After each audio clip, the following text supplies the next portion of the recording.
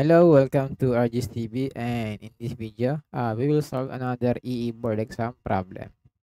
Okay, 100 microfarad capacitor carrying an initial charge of 500 microcoulomb is discharged through a 50 ohm resistor.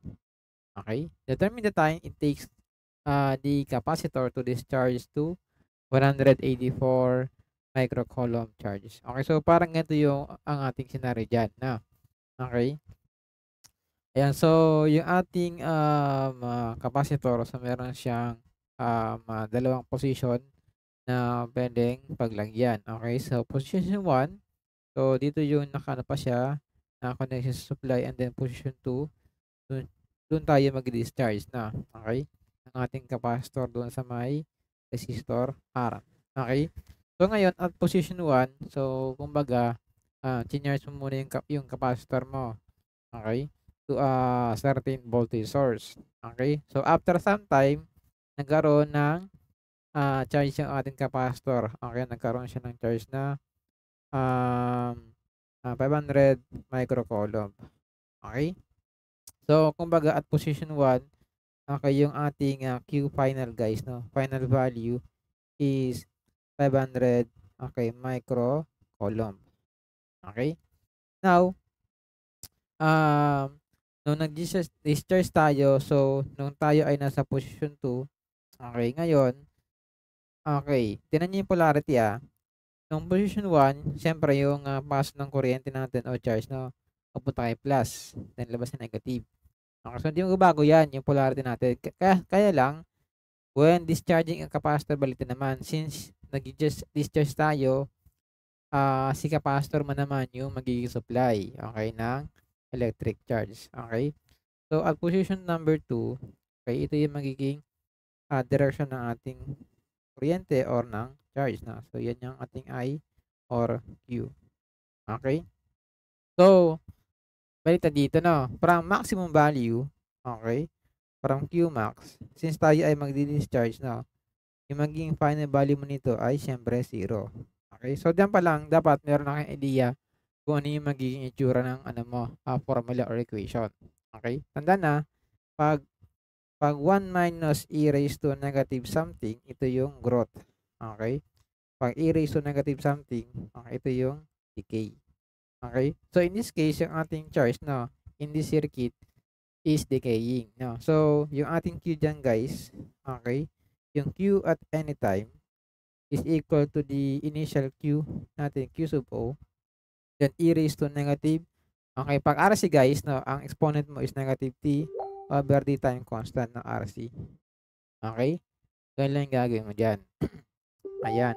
Ngayon, yung ating Q sub O, siyempre, yung initial charge dun sa capacitor. Okay, ito yung ating 500 microcoulomb.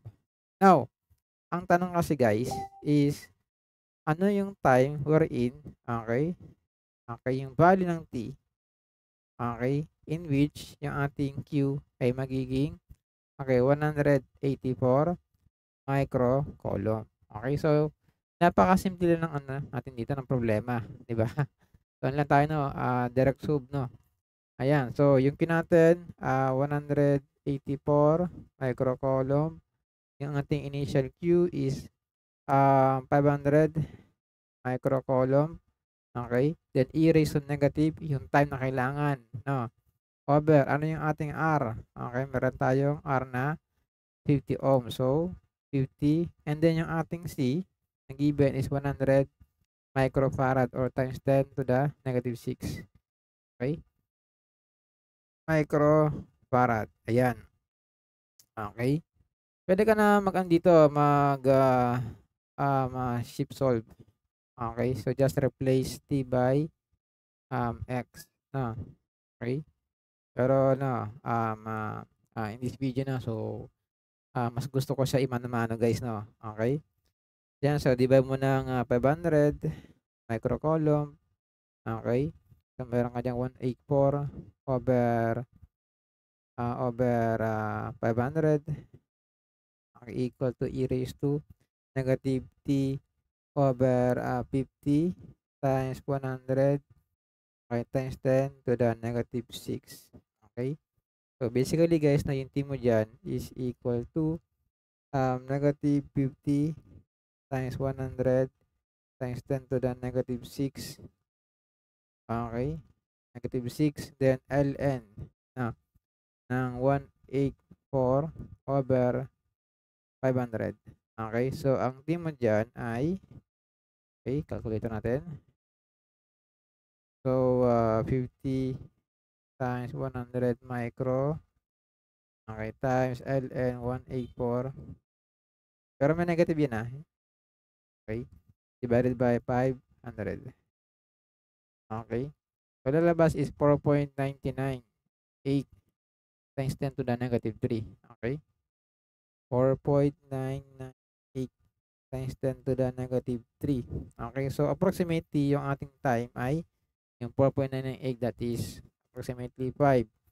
And yung times 10 to the negative 3, yan ay, okay, milli. Diba? So, approximately, the time is 5 milliseconds. So, it takes 5 milliseconds for the capacitor, okay, to discharge okay, from 500 to 184 microcoulombs. Okay, so the answer is 5 milliseconds. Okay, that's it Thank you for watching.